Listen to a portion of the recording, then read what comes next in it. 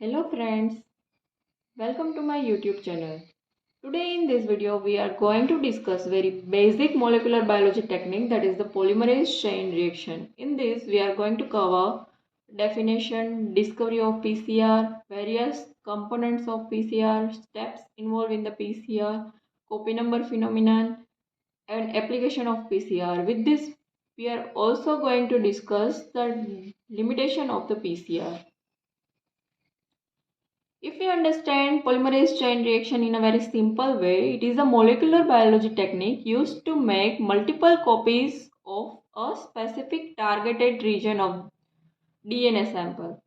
That means if we compare the multiplication of DNA in a natural way and in an artificial way, during the natural process, multiplication of DNA taking place with the help of replication process in the nucleus of cell. While during the artificial process, we can amplify our DNA, or we can say our targeted region of the DNA with the help of polymerase chain reaction. It requires different components like template DNA, enzymes, primer and DNTPs. Now moving towards the discovery, it is discovered by the Mullis in 1985 and received the Nobel Prize in field of chemistry in 1993. If you see the component of PCR, there are various components used for the PCR. First is the template DNA.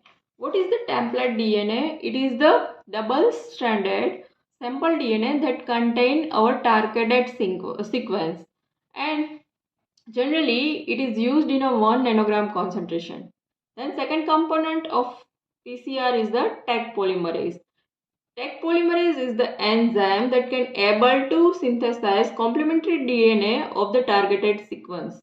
Here this enzyme is heat stable. Why we use heat stable Taq polymerase? Because here in the PCR reaction we are going to provide higher temperature to our reaction. That's why here heat stable enzyme is required. This is heat stable Taq polymerase, isolated from the Thermus aquaticus bacteria, lives in a hot spring. Third is the primer. What is the primer? It is a short oligonucleotide single-stranded DNA which is chemically synthesized. Generally, it is 12 to 24 base pair. What it will do? It provides the 3' free 3' OH group for the addition of new nucleotide to the growing chain. Then fourth is the DNTPs. DNTPs is the deoxynucleotide triphosphate. Here in this reaction we are going to use four types of DNTPs, that is the DGTP, DCTP, DTTP and DATP. Fifth component is the buffer. Here buffer maintain the pH of a reaction and it contains also MgCl2 that act as a cofactor. Here in PCR tube, what is the PCR tube? It is the one type of tube that is made up of polypropylene, and in this PCR reaction we are going to add this all component in one PCR tube and then we put this PCR tube in a thermal cycler. What is a thermal cycler? It is the automated temperature controller device. Why here temperature control is required, that we will see in the steps of the PCR. Now moving towards the steps involved in the PCR. Here our template DNA is in a double stranded form and here red one is our gene of interest. We have to amplify this red part of the targeted DNA, and here we also know the sequence. We should also know the sequence of flanking region of the gene of interest. That's why this primer bind to this flanking regions, and then we can amplify our targeted DNA. During the steps, first step is the denaturation. In the denaturation process, what will happen? Here we provide higher temperatures. That's why this double stranded template DNA will get converted into the single stranded form by breaking the hydrogen bond. Here second step is the annealing. During the annealing, our primer bind to the flanking region of our gene of interest.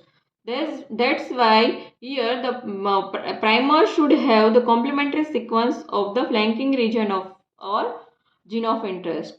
Here primer provides 3' free OH group for the addition of new nucleotide during the extension steps.